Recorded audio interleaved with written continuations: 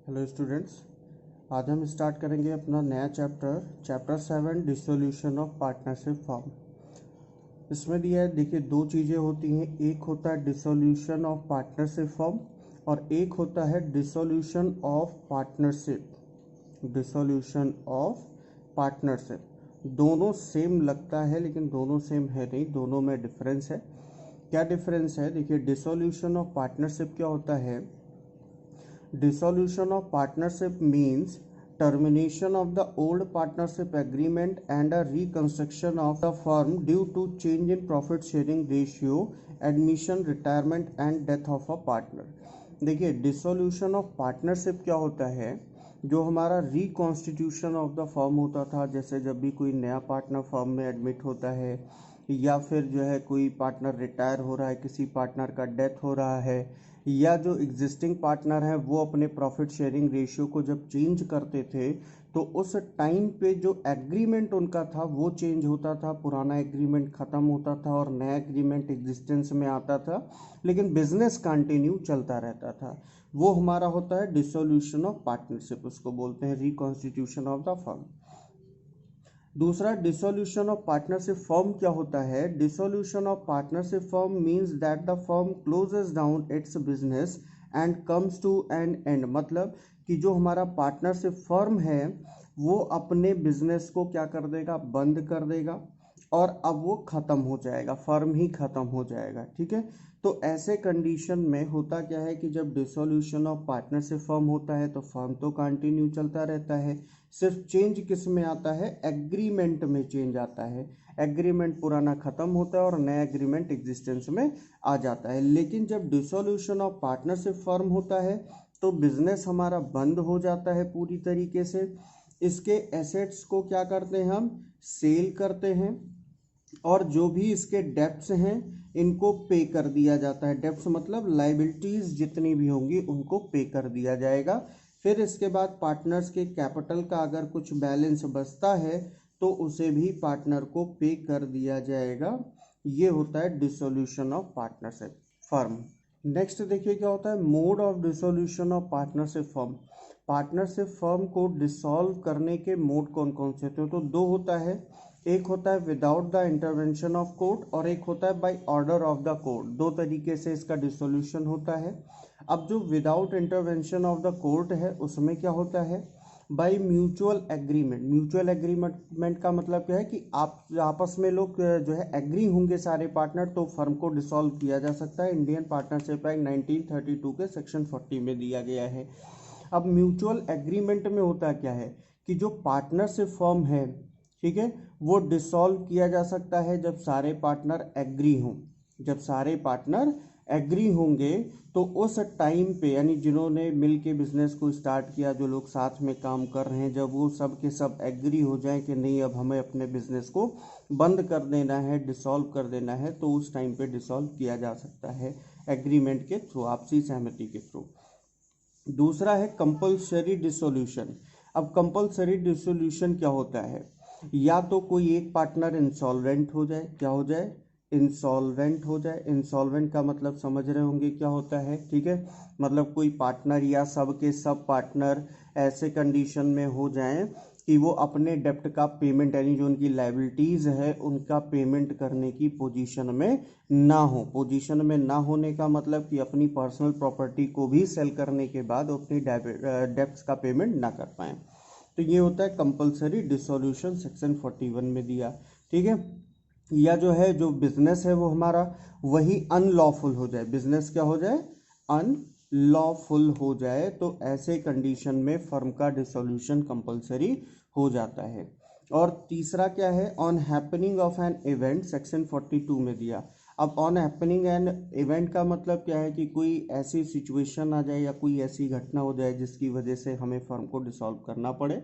जैसे कि इसमें आता है कि इंसॉल्वेंट हो जाए कोई पार्टनर, या किसी पार्टनर का डेथ हो जाए, या जिसके लिए जो है पार्टनरशिप की गई है वो काम पूरा हो जाए, ठीक है, फुलफिलमेंट ऑफ द ऑब्जेक्ट्स हो जाए फर्म का, या फिर जो है एक्सपायरी ऑफ द पीरियड हो जाए। जैसे कि फर्म जब स्टार्ट किया जाता है तो वो एट विल भी होता है, एग्रीमेंट के बेसिस पे होता है, या किसी प्रोजेक्ट को लेके भी हो सकता है। तो वो काम पूरा हो जाए तो भी फर्म का डिसोल्यूशन हो सकता है। तो वो आता है किसमें, on happening of an event. चौथा आता है बाई नोटिस। बाई नोटिस का मतलब क्या है कि जब ड्यूरेशन फिक्स नहीं होता पार्टनरशिप फर्म का, ठीक है, किस पे होता है, एट विल पे होता है। तो अगर कोई पार्टनर नोटिस दे के बाकी पार्टनर को नोटिस दे तो वो फर्म को डिसॉल्व करा सकता है कि भाई अब हमें पार्टनरशिप नहीं करनी है, कोई बिजनेस हम पार्टनरशिप में नहीं करना चाहते, क्योंकि पार्टनरशिप तो हमारा एट विल था, मतलब हमारी इच्छा पे था कि जब तक हम चाहेंगे तब तक पार्टनरशिप रहेगी। तो अब हम नहीं चाहते कि पार्टनरशिप आगे चले, ये फर्म आगे चले, तो अब इस फर्म को बंद कर देना है। तो ये होता है बाई नोटिस। और जो सेकंड है हमारा by order of the court, section 44 में जो दिया है, इसके अंडर में, ठीक है, कोर्ट के थ्रू ये क्या होता है, डिसॉल्व होता है फर्म। अब वो कैसे होता है, पहला है condition, when a partner has become of unsound mind. कोई पार्टनर अनसाउंड माइंड का हो जाए, किस तरीके का हो जाए, अनसाउंड माइंड। अनसाउंड माइंड का मतलब है कि जो थोड़ा कम समझदार है, या जो अपना अच्छा बुरा नहीं समझ सकता है, वो पर्सन, अगर कोई पार्टनर ऐसे सिचुएशन में आ जाता है, ठीक है। दूसरा है, अगर कोई पार्टनर इनकैपेबल होता है अपनी ड्यूटीज़ को परफॉर्म करने में, तो ऐसा सिचुएशन हो जाता है। तो दूसरा कंडीशन क्या हो जाएगा, इनकैपेबल की सिचुएशन में हो जाएगा, इनकैपेबल। तीसरा है, जब कोई पार्टनर क्या होता है, बाकी पार्टनर से जो अदर देन पार्टनर हैं, ठीक है, गिल्टी फील करता है, कोई मिसकंडक्ट कर देता है या कुछ उसमें जो है फ्रॉड वगैरह कर देता है, तो ऐसे कंडीशन में भी कोर्ट क्या करता है कि उसको डिसॉल्व कर देता है फर्म को।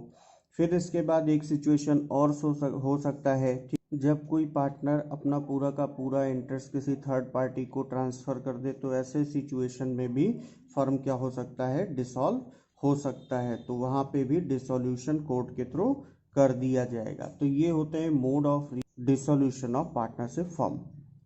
नेक्स्ट आता है पेमेंट ऑफ फर्म्स डेब्ट एंड प्राइवेट डेब्ट, सेक्शन 49 में दिया है। तो पेमेंट ऑफ फर्म्स डेब्ट एंड प्राइवेट डेब्ट में सबसे पहले देखिए, फर्म्स डेब्ट क्या होता है, debts which are firm owes to outsiders are called firm's डेब्ट। यानी अगर फर्म किसी आउटसाइडर का पैसा ड्यू है, अमाउंट कोई पेबल है, तो वो फर्म डेब्ट बोला जाएगा। और प्राइवेट डेब्ट क्या होता है, डेब्ट्स विच अ पार्टनर ओज टू हिज पर्सनल कैपेसिटी। मतलब अगर कोई लाइबिलिटी पार्टनर की है जो उसकी पर्सनल कैपेसिटी पे है, तो उसे हम प्राइवेट डेब्ट्स बोलते हैं, ठीक है। और सबसे पहले पेमेंट फर्म डेब्ट का होता है, अगर पैसा बचा तो प्राइवेट डेब्ट का पेमेंट किया जाएगा, ठीक है। अब इसके बाद इसमें जो हमें अकाउंटिंग ट्रीटमेंट करना है वो कैसे हम सबसे पहले करते हैं। पहली चीज़ तो ये ध्यान रखना है कि जितने भी एसेट्स हैं, जब भी फर्म का डिसोल्यूशन होगा तो इसे सेल कर दिया जाएगा। लाइबिलिटीज़ जितनी भी हैं उन सारी लाइबिलिटीज़ का पेमेंट किया जाएगा, इसका पेमेंट होगा, ठीक।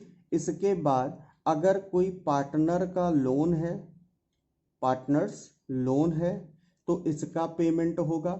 और अगर पैसा बचा इनके कैपिटल का, तब पेमेंट होगा। कैपिटल अकाउंट का पेमेंट सबसे लास्ट में करना होता है।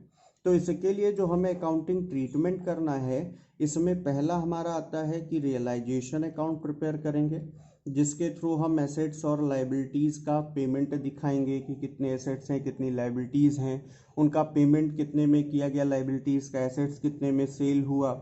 इसके बाद दूसरा प्रिपेयर होगा, अगर पार्टनर का कोई लोन है तो उसके लिए फिर लोन का पेमेंट करना है, कितना लोन है, कितना पेमेंट किया हमने, या कितना बचा है पेमेंट करने के लिए। फिर इसके बाद आता है पार्टनर्स कैपिटल अकाउंट बनाते हैं, पार्टनर्स कैपिटल अकाउंट प्रिपेयर करेंगे। और अभी तक जो आता था बैलेंस, हम उसको या तो बैलेंस लिखते थे या रिटायरिंग पार्टनर के लोन अकाउंट में या डिसीज पार्टनर के एग्जीक्यूटर में ट्रांसफ़र होता था, लेकिन अब ये सब कुछ नहीं होगा। डायरेक्ट जो कैपिटल अकाउंट का बैलेंस होगा वो पे कर दिया जाएगा अगर पार्टनर का पैसा बच रहा होगा तो। अगर कैपिटल का डेबिट बैलेंस आ गया है तो पार्टनर पैसा फर्म को पे करेगा। और फाइनली इसमें बैलेंस शीट नहीं प्रिपेयर होगा, बैलेंस शीट की जगह पे कैश और बैंक अकाउंट प्रिपेयर होगा कि कितना पैसा हमारे पास था, एसेट को सेल करके कितना पैसा आया और अब उसका हमें कितना पेमेंट करना है या हमने जो पेमेंट कर दिया है वो कितना किया। और फाइनली जब इसका बैलेंस मैच कर जाएगा तो फिर हमारा क्वेश्चन पूरी तरीके से सही होगा। ठीक है, तो ये हमें अकाउंटिंग ट्रीटमेंट करने हैं जो कि हम नेक्स्ट क्लास में पढ़ेंगे।